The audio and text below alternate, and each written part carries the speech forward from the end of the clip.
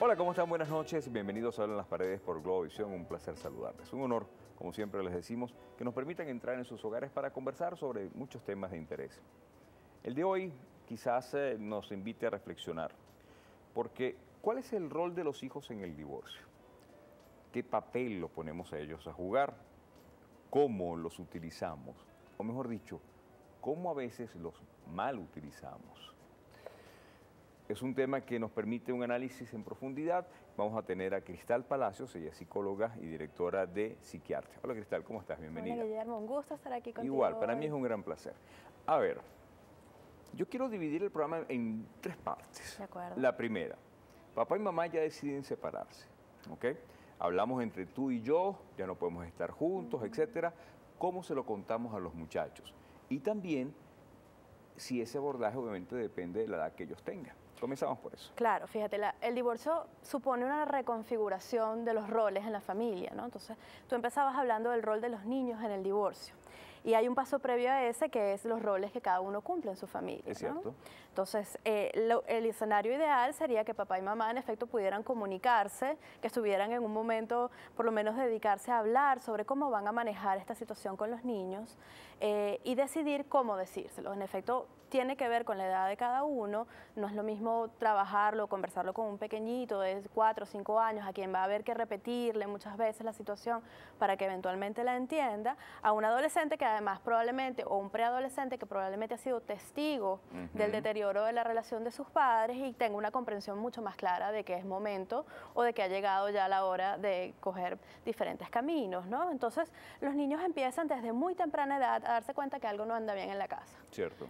Es imposible ocultárselos y estos padres que sostienen como la fantasía de que, no, bueno, discutimos a puerta cerrada y los niños no se enteran, eso es una fantasía absoluta. Los niños siempre se dan cuenta de que la energía cambia en la casa, que mamá está llorando con frecuencia, que papá ya no duerme todas las noches en casa o que hay algún otro cambio, ¿no? Entonces ellos ya vienen intuyendo probablemente y los padres que están muy alertas, los padres que están como encima de lo emocional de sus niños, se dan cuenta rápidamente que esto está teniendo consecuencias en ellos, en su manera de lidiar con su escolaridad, en su manera de llevarse con sus hermanos o consigo mismos. Entonces, lo ideal sería que estos papás sean capaces de ponerse de acuerdo en cómo decírselos, en qué momento, en una conversación en familia, que brinde un mensaje muy claro de que el hecho de que ellos se estén separando no significa que se dejan... Los dejen de querer. Exactamente, que lo que se interrumpió es el afecto de pareja entre papá y mamá, pero que el afecto de familia se mantiene, cosa que es muy complicada de lograr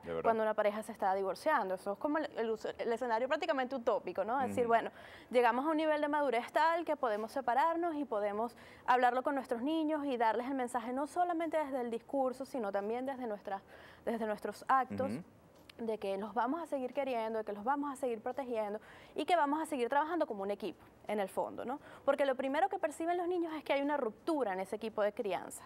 Cuando papá y mamá siempre se ponían de acuerdo, o por lo menos había como un juego, bueno, pregúntale a tu papá, y después mamá y papá hablaban en la noche, ya eso no existe, ya no hay esa comunicación y los niños empiezan a entender que pueden mover fichas en esa situación, ¿no? Que hay como una estrategia que ellos pueden empezar a utilizar los niños a partir de cierta edad, ¿no? Empiezan a entender que pueden ya solamente recurrir a mamá, que papá ya no tiene tanto poder dentro de la casa, por ejemplo, para ciertas cosas y que para algunas otras cosas pues pueden acudir a él. Pero antes de entrar a cómo puede llegar a manipularse lo de los niños, quisiera quedarme con ellos un momento. Porque a veces cuando el papá o la mamá se va, pues entonces cuando es el adolescente asume un rol que no le corresponde. O sea, mi papá se fue, ahora yo soy el hombre de la casa y quizás hasta llego a dormir con mamá en la cama. O incluso la mamá llega a pasarse al cuarto de los niños y compartir con ellos un momento. Sabemos que es un momento difícil, un momento complicado, un dolor, pues también muy difícil. Pero ¿cómo es ese manejo del día a día de los muchachos en ese instante para que, independientemente de que ya tiene una ruptura en su esquema, pues entonces no se vayan también a trastocar otras situaciones de su vida? Claro, fíjate, tú tocas un punto muy interesante y por eso me refería al comienzo a la reconfiguración de los roles. Es cierto. Porque en el fondo lo que ocurre cuando alguien se va de la casa, ya sea un abuelo o un papá, es que, bueno, es como una termodinámica, en el fondo se mueve uno y tiene que bajar el otro y así, ¿no? Y el fondo, cuando papá o mamá se van de la casa tras un divorcio, es normal que ocurran estos cambios, es normal que el adolescente sienta que es su responsabilidad. Cuando digo normal es que es como el flujo que debería seguir la familia, en el sentido de que el desarrollo no puede detenerse y que cuando falta el padre en la familia, entonces el adolescente mayor se siente con esa responsabilidad. Pero también es importante que los padres estén alertas ante estos cambios, ante como una reacción exagerada a esos roles, y puedan detener ese proceso, en el sentido de estar muy conscientes de que estas cosas van a pasar, pueden pasar, y no engancharse con ellos. Claro. Algunas mamás, tú dabas el ejemplo del niño que se pasa a dormir a la casa de la cama de la mamá, y que simbólicamente suple el espacio del padre en la cama, ¿no? Entonces ahora es el marido, el niño que ocupa ese espacio vacío, y eso tiene unas implicaciones desde lo psicológico muy serias, ¿no? Este niño que desde lo simbólico pasa a ocupar la cama de la mamá, puede pasar también en el espacio emocional de su mamá a ocupar el espacio de una pareja. Y eso es bastante grave. Y en términos de su capacidad de volver a ser pareja, de volver a enamorarse, su capacidad de reconstruir un hogar y la capacidad de este niño de eventualmente separarse de su madre y hacer su propia vida, se ven comprometidas en ese proceso. Entonces, bien, Cristal, vamos a hacer una pausa. Vamos a seguir abordando este tema y otros tantos al volver. No se vayan, estos Hablan las Paredes por Globovisión. Quédese con nosotros.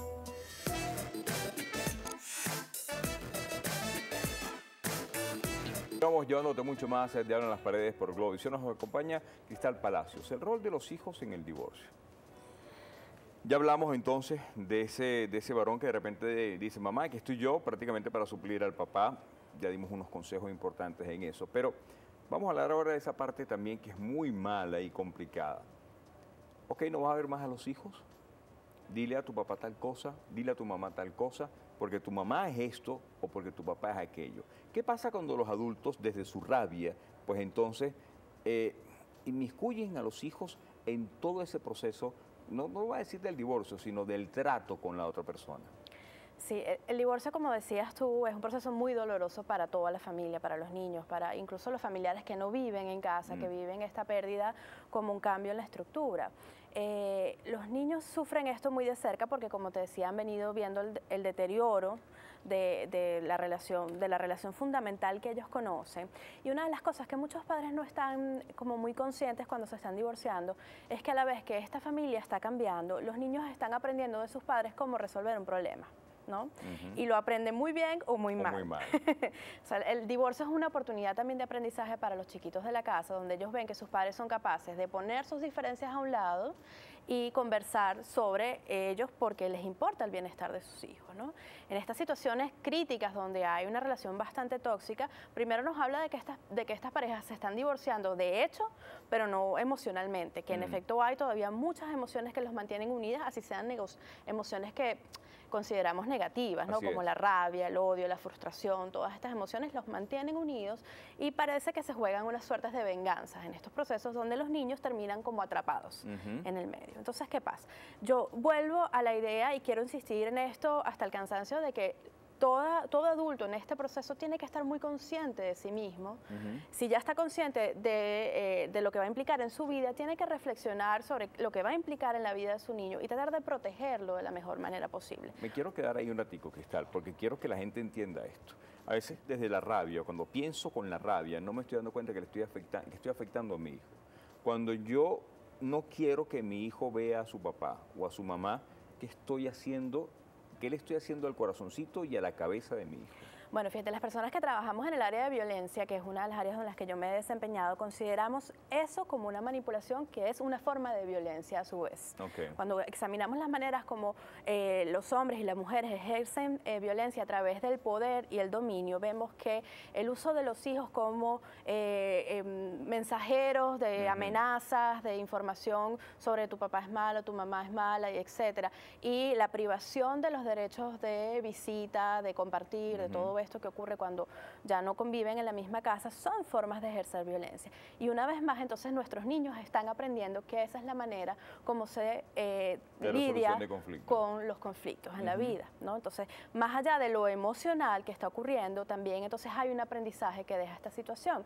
Fíjate, las emociones son información. Todo lo que está a nuestro alrededor, tenerte aquí enfrente, tener las velas, tener este espacio tan agradable, es información que me da a mí datos de tu manera de recibir a un invitado. Cuando hay estas situaciones en la casa, cuando nos sentimos rabiosos ante nuestra pareja que nos dejó por otra persona o que no cumplió con nuestras expectativas, esas emociones que nosotros sentimos son información sobre el otro, pero también sobre nosotros mismos, sobre esos procesos que estamos tratando de llevar, tratando de sanar, tratando de elaborar, decimos los psicólogos, ¿no? Pero las emociones no deben ser, en estos casos, el detonador de la acción, sino que más bien deberían ser el espacio en el que nos permitimos sentir. Tengo rabia, tengo tristeza, y yo sostengo todo eso, y si no puedo con eso yo sola, voy a un profesional de la salud mental, voy a un psicólogo, voy a un psiquiatra, alguien con quien hablar que me pueda ayudar a contener todas esas emociones, como cuando uno prende una olla. Uno prende la olla y la olla está ahí aguantando todo lo que está en ese caldo, le sube la temperatura y de eso sale algo mejor, ¿no?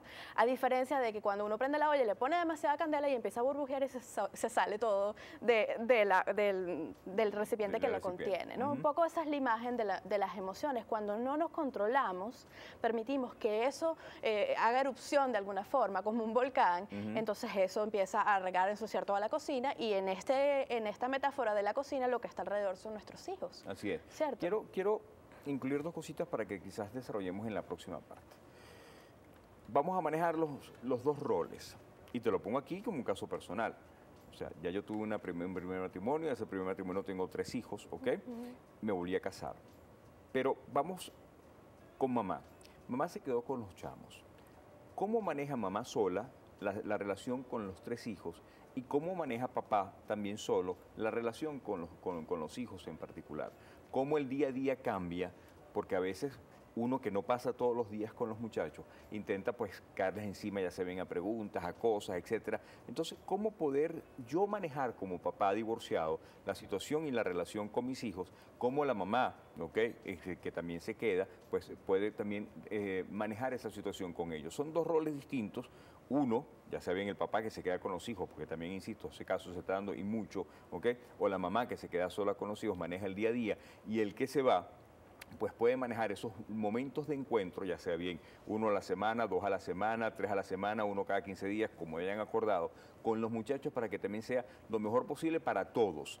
Principalmente, obviamente, para los muchachos. Con eso vamos a regresar en la próxima parte. Recuerda, te puedes comunicar con nosotros a nuestros puntos de contacto. Aquí tienes pues nuestro correo electrónico, también tienes nuestra cuenta en Twitter. Gracias, muchísimas gracias por los correos, gracias por las sugerencias, gracias por la propuesta. Esto es Hablan las Paredes, estamos de vuelta en tan solo minutos, no se vayan, ya venimos.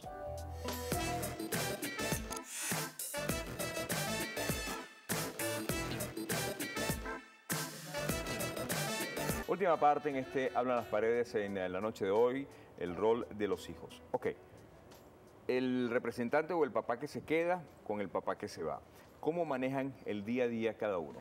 Fíjate, lo más importante para un niño o una niña en un proceso de cambio es lograr mantener cierta normalidad. ¿Qué quiero decir con normalidad? Estructura en su día. Si el niño va al colegio, es importante que se mantenga la entrada al colegio, la salida al colegio, las tareas, y que los padres puedan jugar un poco en torno a eso. ¿Qué pasa muchas veces? Que estos niños terminan teniendo 2 casas, ¿no? Una casa los fines de semana donde están con papá o con mamá, y una casa durante la semana donde hacen sus tareas, y entonces hay como un cambio importantísimo en el poder de la familia, porque entonces es mamá la que se convierte, si es mamá la que se queda con los niños durante la semana, en el orden, la ley y el orden, ¿no? La que persigue a todo el mundo, haz las tareas, esto, y el papá es la diversión, ¿no? Son los papás los padres en general, tienen que buscar una manera de que esto sea un poco más equilibrado, ¿sí? Ya esto era una pareja en la que ambos estaban activamente involucrados en la vida de sus hijos, esto no tendría por qué cambiar, va a reconfigurarse, ¿no? Pero no tendría por qué cambiar en el sentido del porcentaje que cada uno invierte en la educación, en el esparcimiento, en el tiempo que pasa con sus hijos de calidad. Eso por un lado. Entonces la estructura es muy importante, que los niños puedan sentir de que a pesar de que hay tantas cosas que están cambiando, esto permanece igual, el colegio, sus compañeros. Sería terrible agregarle otro cambio como un cambio de colegio, pero bueno, a veces las circunstancias nos llevan a eso y no hay nada que hacer. Y los niños son maleables, resilientes, se ajustan rápidamente a esta situación. Por el otro lado está el padre o la madre que tiene el niño solamente los fines de semana. Entonces ese papá que trata de consentir, que quiere, bueno, ser como el permisivo, y no lo hace en realidad muchas veces con una mala intención, sino como con un cierto sentimiento de culpa, de que no puede estar con ellos durante toda la semana, y entonces trata de compensar con regalos, con consentidera, con alcahuetería, y eso puede generar un desgaste importante, todavía mayor al que ya existe entre la pareja de adultos. Entonces la madre termina reclamándole, yo les digo que no coman dulce y tú los dejas comer dulce. Entonces los padres, independientemente de la manera como estén separados, tienen que llegar a un acuerdo de crianza. Eso es lo que llamamos. Llegamos a un acuerdo de crianza. Los niños se acuestan a las 9 de la noche, no comen dulce a partir de tal hora, hacen ejercicio, no hacen ejercicio, lo que queramos, pero que sea, tiene que ser un acuerdo. Y los niños tienen que saber que ese acuerdo es respetado por ambos padres. Es así. Porque si no, entonces volvemos a lo que hablábamos hace un rato, que los niños aprenden y eso no está mal, es parte de la estrategia que ellos desarrollan para sobrevivir a esta situación.